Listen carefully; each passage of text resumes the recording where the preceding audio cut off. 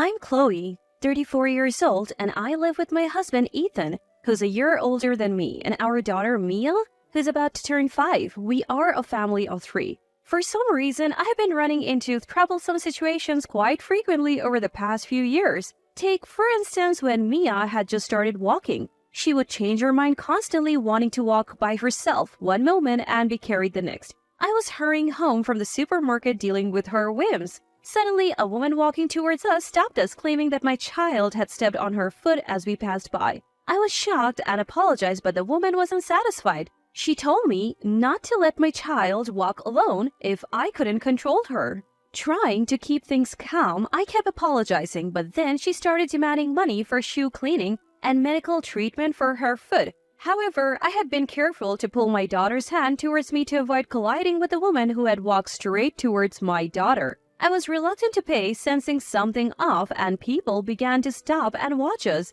as it was evening and the street was fairly busy. Shall I call the police? A kind-looking high school girl offered to help just as Ethan, who was on his way home, called out to me from behind. "Chloe, what's going on?" As I began to explain the situation to Ethan, the woman quickly left, perhaps realizing she was at a disadvantage now that my husband was there. "It's a good thing I came home on time today. You were really unlucky." Indeed, I'm glad you were there, Ethan. Thank you. Another incident happened on a different day. It was a holiday morning, and I left Mia with Ethan to go to the bakery. A woman appeared as if she had been waiting for me and persistently demanded that I hand over what I had bought. Ethan happened to be following me as Mia had begged him to, and he arrived just in time to fend her off. That was scary. I'm so glad Ethan came. "You really are unlucky, Chloe. I can't always be there to help you, so be careful." I often find myself being followed by strange women, but I feel very reassured to have Ethan bravely fend them off. Today, I'm driving to my parents' house. Ethan loves Mia and me, and we usually go out as a family, but unfortunately, he has to stay home this time. Every year, we spend New Year's Eve at my in-laws' house, and then visit my parents, but Ethan's work has been piling up, and we have had to postpone our visit, so Mia and I are going alone. I talked to my daughter, who's sitting in the booster seat. I reattached to the front seat for today. Daddy's missing out, huh? Grandma said she bought lots of strawberries because she knows you and Daddy love them. Will Grandma give us some to take home? Sure, if Mia doesn't eat them all. Our girls' drive is filled with talk about Ethan. After driving for a while, we parked the car in a convenience store parking lot. We used the restroom and bought orange juice and a small bag of biscuits, which are my daughter's recent favorite snacks. She's planning to share them with Grandpa and holds them carefully as we return to the car. "Mia, do you want to drink some juice now? It's dangerous to do it while the car is moving." I spoke to my daughter before fastening her booster seatbelt. However, my daughter shakes her head, saying that the biscuits are a gift for father and the juice is for mother. I'm pleased with her thoughtfulness and offer her some water I brought from home instead. After giving her a drink, I settle back into my seat ready to depart when I notice my shoelace has come undone. Oh, wait a minute, honey. Mommy's shoe was about to come off. I get out of the car to retie my shoelace. I also take the opportunity to stretch my tired body from the long drive before getting back into the car, where I find my daughter quietly looking at something in her hands. "Mia?" When I call her, I see that she's holding the dash cam. It came off. She's been playing with it, and the recorder is playing back today's car ride at double speed. "I told you this isn't a toy." I try to stop it, but press the wrong button since I usually don't check the footage. The image switches and Ethan appears on the small monitor. I made a mistake. Daddy's on there, but I wonder when this was. As I casually look at the screen and reach for another button, an unfamiliar male enters the car in the video, and the conversation that follows is shocking. What does this conversation mean? I stop the playback and suggest to my daughter that we take a little break, putting on an anime DVD that's still in the navigation system. After confirming that she's happily watching her favorite anime, I nervously play the dashcam footage again, listening to the conversation between Ethan and an unknown male on a day he was supposed to be at work. After watching everything, I change our destination from my parents' house to the nearby police station and rush there. A surprised police officer checks the dashcam footage with me and advises that it's not yet time to take action, but suggests that I take the matter seriously and take refuge at my parents' house for a while. I'm told to consult them if anything changes. and I head to my parents' house with an unsettled heart. Originally, we planned to stay for 2 nights to coincide with my daughter's preschool, but after explaining the situation to my parents, we continue to stay. As the days go by, messages from Ethan pile up, but I follow my father's advice and don't respond. Once everything is ready, I time it for when Ethan should be home from work and call him. I tell him I have something to discuss and invite him to a restaurant owned by a friend of my father's, which we have reserved for the evening. Good evening. Ethan opened the door to a restaurant where only a reserved sign is displayed and seems a bit relieved when our eyes meet. But he soon seems puzzled that it's just my father and me and our daughter isn't with us. He takes a seat at my father's urging, but there's no sign of any staff and even water isn't served. The strange atmosphere seems to make Ethan a bit nervous and he looks around the restaurant. I have no room to notice such things and with a voice that's almost trembling, I say to Ethan, "Please, divorce me." What? Ethan, suddenly confronted with a demand for divorce, shows confusion and refusal, apparently having no idea why. A divorce? What's going on all of a sudden? Did I do something? I have no idea what you're talking about. I already feel fear just facing Ethan like this, and I can't look him straight in the eye. But I've asked my father to watch over us as much as possible, as I want to talk to Ethan myself to make him understand. Feeling my father's watchful gaze, I pull my mobile phone out of my pocket. Can you look at this?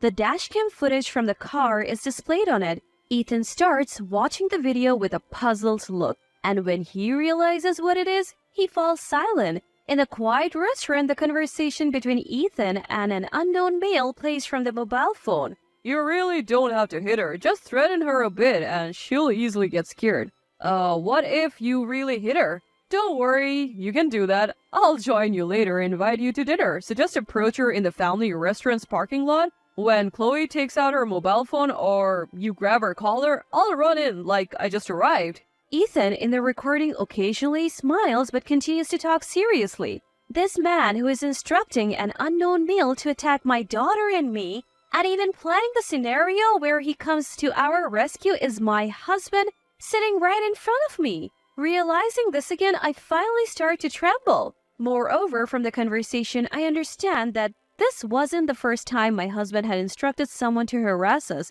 In fact, the strange women who had bothered us before were also sent by Ethan, all part of a scheme to raise his own stock by conveniently rescuing us in our time of need. Recently, we had started to get used to being harassed by women, even imitating Ethan's method of repelling them, so now he had sent a man to save us from even greater fear, apparently to further boost his reputation. From the footage, I knew that the plan was for the day we were to return from our visit, so we had been staying at my parents' house all this time. Ethan finishes watching the video in silence, then rests his chin on his hand deep in thought. Seeing that he doesn't move, my father quietly opens his mouth. Do you have anything to say? Then Ethan slowly lifts his face and lets out a thin sigh. Chloe, what are you trying to do by creating this video? Father-in-law, this is a fabrication. The voice does sound like mine, but I don't know this man, and the content is baseless. Come to think of it, you've been harassed by strange women before. You must be having some weird delusions from stress. I should have been more careful with you. Ethan bows his head slightly to my father. I exchange glances with my father and sigh. We will submit this footage as evidence to the police. Ethan has always been kind to us, but there have been many times when I felt he was just putting on a facade. So I expected him to try to deceive us somehow and win over my father, and that's exactly what happened. Hearing my clear declaration, Ethan's attitude changes instantly. The police? Don't mess with me. Are you trying to ruin my life? With a loud crash, the chair falls over. Ethan, who has stood up, draws back his fist to strike me. The moment I brace myself, my father and his friend, who had been hiding and waiting, grab Ethan and restrain him. More men who were hiding in the restaurant appeared one after another, and Ethan quickly became subdued due to their overwhelming presence. Actually, the reason we chose this restaurant for the discussion was at my father's suggestion, and the owner, who is a friend of my father's, had offered to help. The owner, a retired police officer who opened the restaurant, is not only strong himself, but also has many well-built acquaintances. In case Ethan tried to carry out his plan in front of my father and send the male to attack, They were ready to subdue Ethan even before he made his move, and they were also prepared to act as witnesses to make the divorce proceedings go smoothly. I am truly grateful to everyone who helped me, as I had never been subjected to violence before and wouldn't have been able to respond on the spot. Afterward, Ethan, surrounded by my father's friends, reluctantly signed the divorce papers I presented to him, unable to resist or deceive any longer. I later reported Ethan's behavior during our discussion to the police, but contrary to my expectations, their response was slow. Since I wasn't actually hit and the only evidence of Ethan's planned scheme was the dashcam footage, and it was also an attempted crime, there was no satisfactory results from the consultation. Given the difficulty of explaining the victimization and the fact that it was an incident between a married couple, I was unable to obtain a satisfactory result from the consultation, even though I was able to get a divorce. Furthermore, I was given the runaround, having to explain the same situation to different officers and finally being told to consult at the police station in my home jurisdiction. Completely worn out, I gave up and decided to return to my parents' house. As I was about to open the door to my parents' house in despair,